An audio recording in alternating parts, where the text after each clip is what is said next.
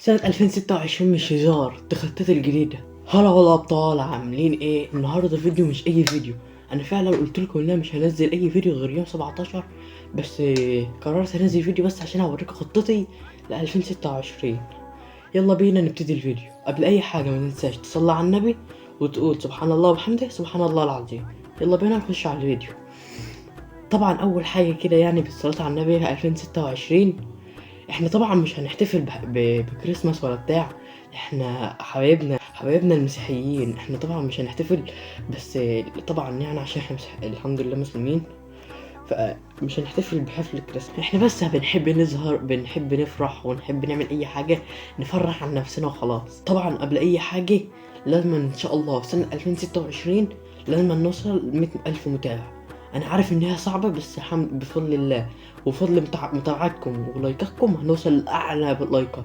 يعني لو كل واحد بيشاهد الفيديو ده عمل متابعة، الفيديو هيضرب على طول وهنوصل 100 ألف متابع النهاردة. وان شاء الله طالما انت بتشوف الفيديو ده اصلا دي معناها ان احنا دخلنا 2026. تاني حاجة عندنا ان شاء الله نعمل سيت اب جديد، وان شاء الله ونكون مكان، والحتة دي كلها يبقى سيت اب. بص، وهنظبط المكان ويبقى عبارة عن فلوجات وحاجات قوية. تالت حاجة عايزين كل الناس تعمل المتابعة. اسف مش قصدي كده.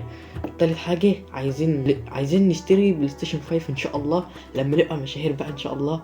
انا عارف ان هو ملوش دعوة بالموضوع، بس ايه، يسلينا كده، وممكن نبقى ساعتها نبقى نعمل لكم كده فيديوهات عنه. واهم حاجة بقى يا عم، ما تعمل لايك واشتراك علشان نوصل ل 100 ألف متابع ونحقق حلمنا. والرابع الحلم اللي عندي انني في فيديو عندي يجيب مليون مشاهدة. انا عارف انها طبعا صعبة، بس نفسي ان انا اتشهر ويجيب مشاهدات عالية. وخامس حلم انني عايز اوصل لفيديو واحد يجيب 10,000 لايك.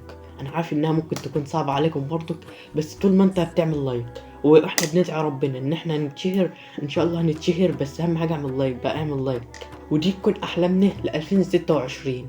وكل سنة وانت طيب بحفل كريسماس. كل سنة وانتم طيبين. واهم حاجة متنساش تعمل لايك واشتراك وتفعل زر الجرس، ونشوفكم الفيديو الجاي. سلام.